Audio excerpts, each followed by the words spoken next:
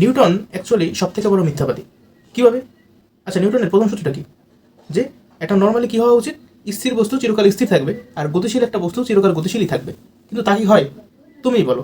একটা বস্তু তুমি ছাইড়া দাও, তুমি একটা বল রে হ্যাঁ কিক করলা, কিন্তু বলটা তো কিছু দূর যাওয়ার পর তো থামে গেল। কেন থামলো? এতে কিন্তু সমস্যাটা। আসলে কিন্তু নিউটন মিথ্যা বলে নাই, আমি মিথ্যা বলছি। নিউটনের প্রথম পার্টটা কি সূত্রের?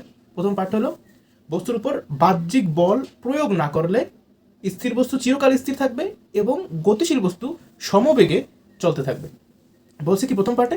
বাহ্যিক বল প্রয়োগ না করলে। কিন্তু তুমি যখন একটা বস্তু, একটা মনে করো বল রে লাথি মারলা, ও যে যাইতেছে কন্টিনিউয়াসলি কিন্তু এই ফ্লোরের সঙ্গে ঘর্ষণ হইতেছে, তাই না? আর ঘর্ষণ কিন্তু একটা বল। আর এই ঘর্ষণ বল কোথায় কাজ করে? আমাদের গতির বিপরীত দিকে কাজ করে। গতির আর এই যে আমি যখন লাথি মারছিলাম বলে, এই বলটা যে চলতেছিল, এটা কেন চলতেছিল? আমি কিন্তু যখন লাথি মারা বলের উপর বল প্রয়োগের বলটির উপর মানে ফুটবলের উপর বল প্রয়োগের মাধ্যমে কিছু কাজ করছিলাম। আর যতটুকু কাজ আমি করছিলাম ওইটাই কিন্তু অ্যাকচুয়ালি বলের মধ্যে শক্তি হিসেবে সঞ্চিত ছিল। কোন শক্তি এটা?